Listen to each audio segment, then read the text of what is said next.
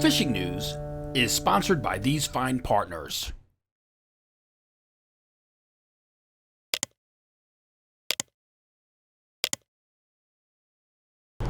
So you go to the beach, gather up a couple of dozen sand crabs, maybe you get them, or the greenies at your favorite tackle shop, bait up a tog jig and spot lock, or maybe pedal stop your kayak along a bridge piling in search of sheepshead when this happens. Gotta thank Ocean View's Ryan Sullick for incorporating his own 7-second delay, but I think I would have uttered probably the same words if I saw what appears to be a snowy grouper on my line from somewhere in the backwaters of Cape May County. It was a bottom sweeper jig with a fiddler crab for this tasty grouper sandwich. Though truth be told, Ryan from South Jersey Yak Fishing, he let it swim free, said, quote, "This speaks volumes of how our fishery is evolving here in New Jersey." My opinion, he says. Mine too, Ryan. I'm Jim Hutchinson with a New Jersey Delaware Bay edition of the Fisherman magazine. It's Thursday, August 3rd, and that, my friends, is just one of the rather extraordinary catches here at the Jersey Shore in just the past week.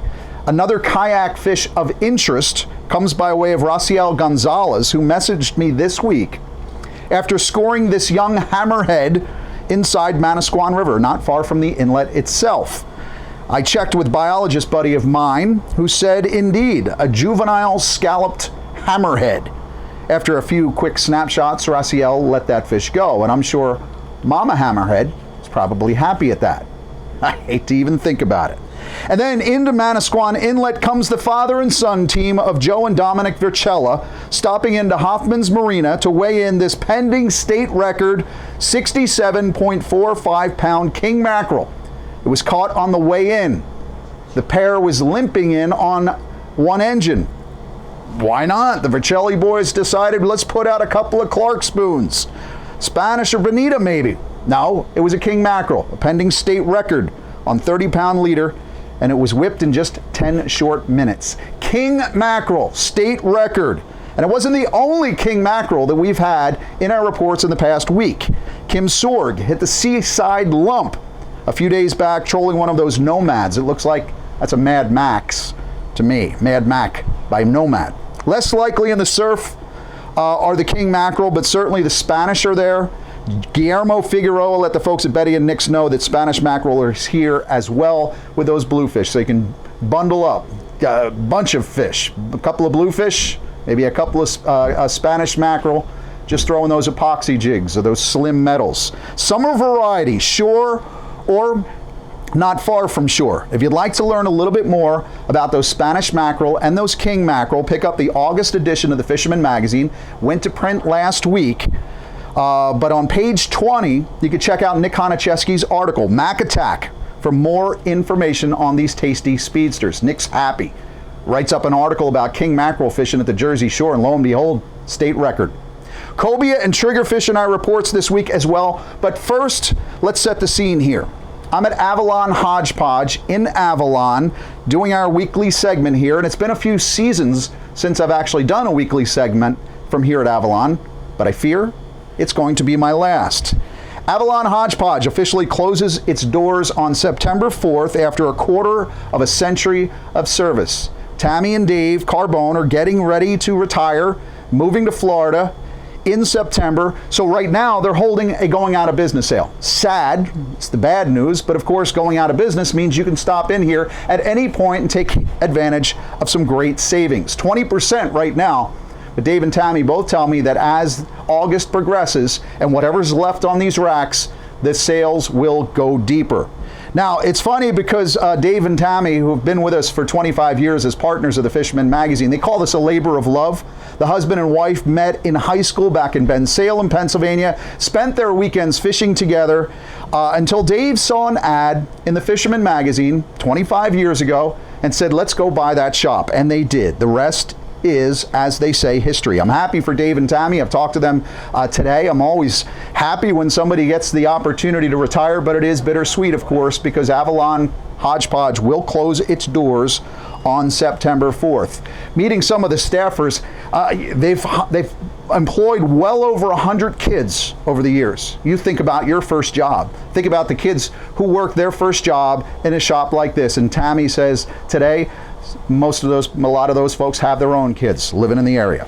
So be sure to stop by, get down here to Avalon Hodge Podge as soon as you possibly can. Share the love, say goodbye, tell some stories, and help them clear out some of the inventory that's on these shelves. And it's not just fishing gear, you've got the boating gear as well. Avalon Hodge Podge is located at 2389 Avalon Drive in Avalon. It's just north of the bridge. As soon as you come in, you can also call 609-967-3274 or visit avalonhp.com to learn more. For more than 20 years, anglers everywhere have come to know one thing, that nothing says no to fish bites. Cobia are in the mix here at the Jersey Shore, and most summers you would see more of the cobia reports coming down from this neck of the woods in Atlantic and into Cape May County, but not this season, man. Charlie Parker and his 10-year-old son CJ hit this 50-pounder off Seabright this week. Last week, Matt Dugos was aboard Dave DeGennaro's high flyer out of Barnegat, hooked up with this 45-inch, 30-pound cobia roughly 20 miles out. And yes, there were some bluefin out there in the mix as well. This photo of Matt is funny because it was shared by Fishhead Greg at Fisherman's headquarters over the weekend. Fisherman's headquarters in Ship Bottom. It was a post that went viral across the country as an apoplectic group of fish lovers and animal rights activists went bonkers on this page for somebody daring to keep a cobia. Animals are people too, I guess. I'm told, or I told Greg I'm jealous because I don't have enough of those fish huggers, those PETA people. I wish they'd come protest me. Come on. I could use the criticism as well. Eat a fish, save a baby carrot. Reminder, cobia needs to be 37 inches in length to keep one for the table, one per person or one per vessel. King mackerel, 23 inches in size, 3 per angler. Meanwhile, Spanish mackerel, if you're finding those in the mix, you've got a 14-inch size limit and a 10-fish bag. I love fish tacos with Spanish mackerel. Captain Bob Cope down here in Cape May County, he took me to task last week for talking about all that excellent structure fishing up in North Jersey. Fair enough. You do have to really hit the Deepwater and reef areas down here, though, and you're going a little bit farther because the best fluking is definitely going to be out Cape May Reef, Wildwood Reef, but a little bit deeper than you would, say, in Monmouth County. You get that structure and you're only a mile off the beach, deeper water. But there is some good action to be had, and especially on those bluebird days when you can get out to some of the structure. Structure is where you want to be at this point in the summer. For me, I keep a center console in the back of upper stretches of Barnegat Bay, and I'm still finding some fluke in the back, especially as I move closer to the inlet. A lot of these fish are smaller, so you are weeding through some of those smaller fish at this point in the back. As the bigger summer flounder go to deeper water and head towards the cooler ocean water as well. Now, most folks still out back in the Great Bay, Little Bay area, well, you know you got to cover up pretty good this time of year, right? The greenheads are monstrous. Well, Andy at Riptide Bait and Tackle says that Captain Ron's bug spray is about the best in the business. I see this. Kristen, she's a Captain Ron's user, still getting on those back bay flounder behind Brigantine on her favorite pink gulp and seems to have no problem with the greenheads. God bless you, Kristen. Me, I'm the one fishing in a burqa when I'm fishing in Great Bay. Big fish honors of the week this week come from up in the North Country. Sorry, Bob Cope. 13-pound Flukosaurus came through the doors at the Tackle Box in Hazlitt this past weekend. It's a dream boat fishing contest. It should go to the top of the leaderboard. We're waiting to see about that. Last check, I did not see this entry come through. But let's see if we do have an updated leaderboard and if we find that 13-pound Tackle Box Fluke on the leaderboard. Tim Smith, where do we stand with the dream boat? There was a lot of movement on the board this week in the Dream Boat Challenge. Amagansett, New York's Sam Dowdy started the bidding with this 11.28-pound fluke, landing him in 5th place. Leo Provost of Brooklyn, Connecticut won up Sam's great fish with his 11.35 pounder. And then we have Ralph Caprino of Hazlitt, New Jersey. He topped the category with this impressive 13-pound monster fluke. In addition, we had a 2.9 sixth-place sea robin caught by Medford, New York, Paul Albrano, and a second-place porgy caught by Tri Koo of Brooklyn, New York, weighing 2.7 pounds. All these fish on the board means someone's going to lose points, and both Eddie Tarabille and Luke Citrelli took a hit. Luke Citrelli remains in third place with 13 points, down 3 from last week. Eddie Tarabille hangs tough in second place with 19 points, down 1 from last week. And our leader, Bobby Cifarelli, somehow avoiding losing any points and holds steady with 25 points. The Dreamboat Fishing Challenge is the Fisherman subscriber-only multi-species fishing competition with a chance to win a 21-foot Steigercraft center console powered by Yamaha, along with many other great prizes. Visit thefisherman.com to subscribe and get all the details so you can be part of the action. I'm Captain Greg DeBrule of the party boat Blackhawk out of Niantic, Connecticut. You've seen us at the sport shows, you've seen us on TV, magazines, newspapers. Now you can come fish with us, okay? We're fast, we're clean, and we're comfortable. And besides that, we catch them, ask around. Come visit us at blackhawksportfishing.com. We'll save a seat for you.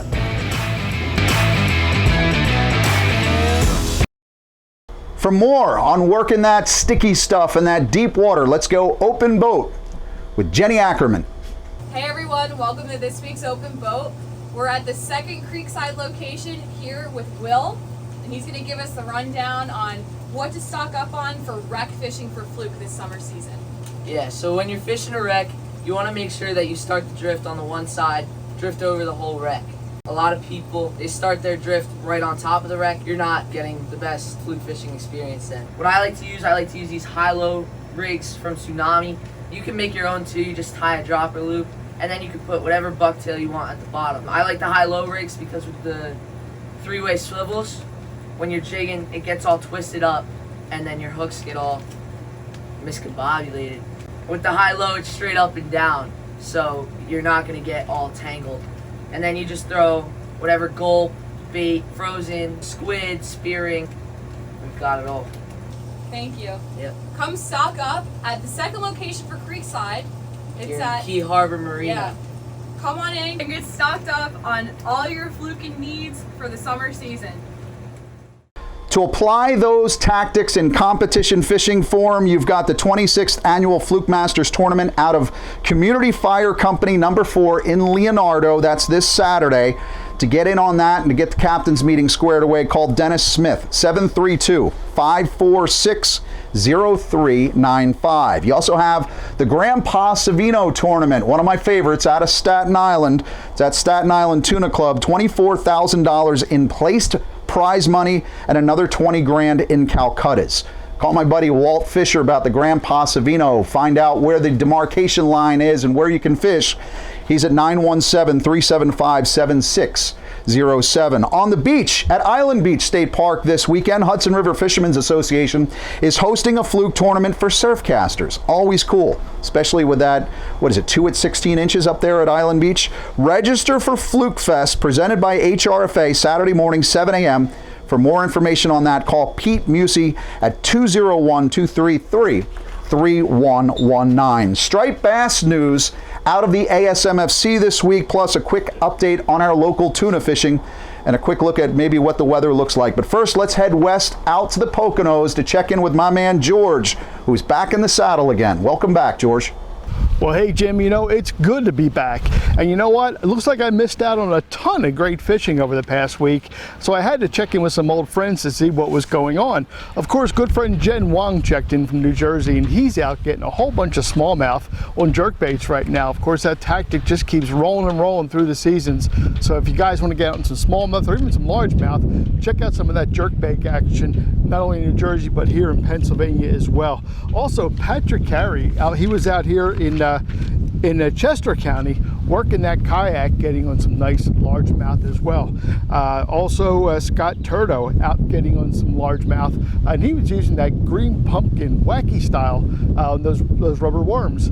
They're being real productive. That's just a tried and true technique, guys. You can't beat that green and pumpkin combination on those plastics for some productivity on the bass. So keep trying that out. Good time of year to try, especially when things are low and slow with this warm water like we're having right now.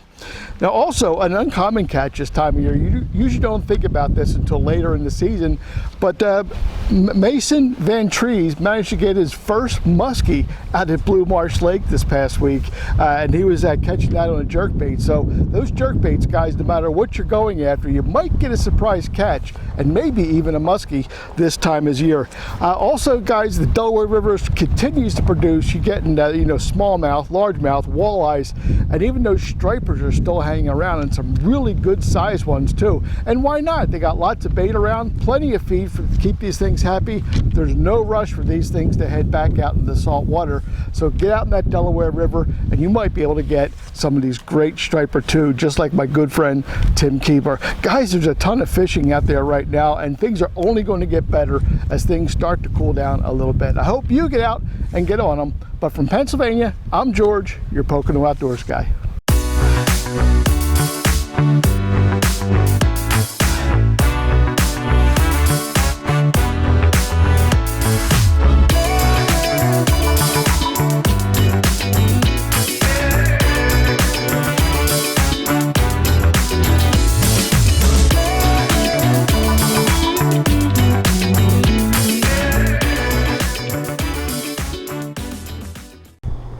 Now, in the August edition of the Fisherman magazine, the New Jersey Delaware Bay edition, young Pedro Ildefonso has a nice article about what he has learned about using some of those tog jigs. I saw one of them over here, some big ones here.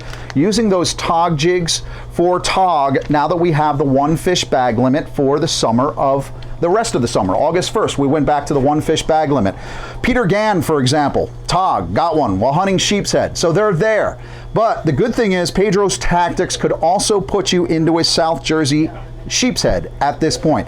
Not just the bridge structure like we did at the opening, but some of these jetties as well, and certainly from shore. John Husta picked up a bag of sand fleas from Dave at Absecon Bay, turned it into this 7.5-pound sheepshead.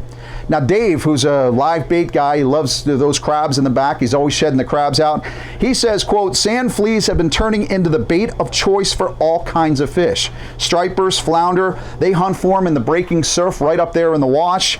And it seems that the panfish, like kingfish, croaker, spot, and even white perch, will gobble up some of these sand fleas. So definitely you want to get out there and pick some of those up. Of course, Dave Scholl at Absecon Bay has also got the green crabs, he says, as well. So greenies, shedders, those sand crabs, they'll work for a variety of species around the bulkheads, around the jetties, and of course, if you're on the kayak or your skiff center console, working around that bridge structure, primarily around slack tide, but especially down here as you enter Cape May, because who knows, like Jamie Robinson here, checking in with tight lines north in Summers Point, you can grab both an 11.8-pound sheepshead and also a keeper tog as well, as of this past Tuesday.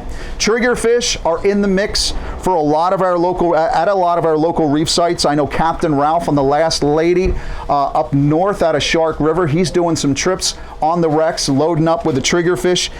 If you're heading up to the jetties or you're heading out to the beach, keep a couple of smaller hooks in the bag as well. Maybe some fish bites, bag of worms. A lot of times, especially if you're working on those jetty rocks for tog or sheepshead, you'll see a few of those triggers. They'll swim up in the up near the surface. You'll see them swimming in a little pack.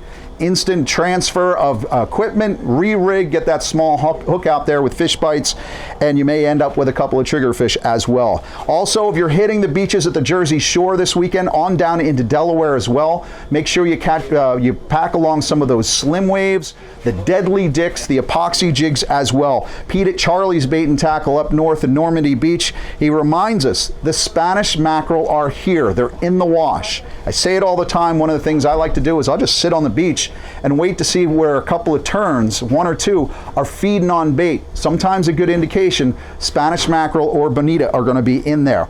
Now, the one big thing that we found out in the reports this week at thefisherman.com, they're posted every Monday, a lot of squid showing up on the mid-range and perhaps even those inshore grounds right now. So if you're heading out well off the beach, make sure you stop by your local tackle shop and pick up some squid jigs as well, because you might find the marks on the screen, you might see them thick, you might catch a jumbo fluke that's spitting up fresh squid. Get that squid jig down there. You can squid jig your own calamari for home, but it's also wonderful cobia and tuna bait as well. It's also a good fluke bait if you're looking for one of those doormats. I did speak about tuna, of course. We had an 83-pound bluefin that was weighed in just the other day at Captain Bill's Landing in Point. Captain Niff on the Aubrey Sioux with mate Len. That fish was caught on what? Live squid. So again, I have heard of some bluefin blitzing on the inshore and mid-range grounds. Now that we see some of that bait in the mix, that beautiful squid, and just I want you to remember that with your fluke fishing as well. One of the things that I like to do is I like to have a couple of soft squid bodies in my fluke bag. So if we catch a fluke and it's spitting up squid, I'll make the switch over there. Or I'm looking at some of the gulps that are on sale over here. That's where I'm usually going to the pink gulp.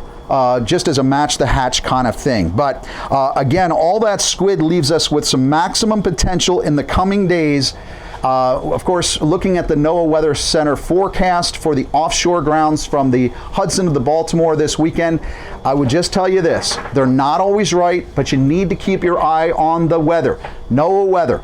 It looks like we've got a couple of days where it's good, then Saturday looks a little bit hefty, and then by the end of the weekend, maybe next week is going to be a good week for us to get back off to the offshore grounds. But just remember, with the Weather Center forecasters kind of throwing darts at the weather dartboard, you never know until that morning. So always just be flexible in terms of that. I mentioned the striped bass and the ASMFC, the Atlantic States Marine Fisheries Commission. Well, they and their striped bass management board met earlier this week to discuss the ongoing problem with striped bass rebuilding, the poor recruitment on the Chesapeake, and of course the pending stock assessment to come for this iconic species. A timeline of action discussed by the ASMFC on Tuesday. They take into account this addendum to the fishery management plan for striped bass, which is currently in the works. That's going to lead to more public comment sometime this fall. So as soon as that comes out and as soon as they start having these meetings again, I will let you know. But what that did is it led to a new vote by the board. In the interim, a 14-2 vote. DC and New Jersey didn't approve this, but the vote was in favor of continuing the emergency action effective this October 28th. That would have been the sunset clause, the sunset date on that emergency measure. Well, the emergency measure carries on until 2024. Again, it's related to that new fishery management plan addendum. So when that addendum comes out, it's going to shake some more fruits from the trees. We'll see what happens. But that is the ongoing status report on striped bass. The one fish, 28 to 31 inch size limit will continue for all of us along the coast into 2024. Finally this week, sad news to report as the Lieutenant Governor, Sheila Oliver, passed away suddenly on Tuesday. She was just 71. You all know that I'm no fan of Governor Phil Murphy, but I met Miss Oliver several times in my past life in politics. She was a great person. She comes from a fishing family. She's going to be sorely missed. A really good person. She understood a lot of our concerns here at the Garden State, from the urban areas all the way down here into South Jersey. Tragically, she passed while she was the acting governor because Smilin' Phil was overseas at his multi-million-dollar villa enjoying an Italian vacation. That means, since he's still over in Italy and Miss Oliver passed away, that the Senate President, Nicholas Scuteri, is now the governor, head man in charge, while Phil Dog is squashing grapes with his toes somewhere in Pirano. Condolences to Ms. Oliver's family, friends, and acquaintances. I know she would have made a terrific governor. Squishing grapes with his toes. That's a pretty interesting thought. Hey, I got a quick message we're going to end here this week from Avalon Hodge Podge, but I want you to stop out here, say hello to Dave and Tammie, wish them luck in their retirement, and again, take advantage of the great savings that are here in the shop right now through the rest of the month. Catch them up. I'll see you again at the Fisherman magazine next week right here, thefisherman.com. We'd like to thank you very much for 25 years of service and being loyal customers. We're going to retire and enjoy ourselves, and hopefully we'll hear from every one of you. Talk to you soon.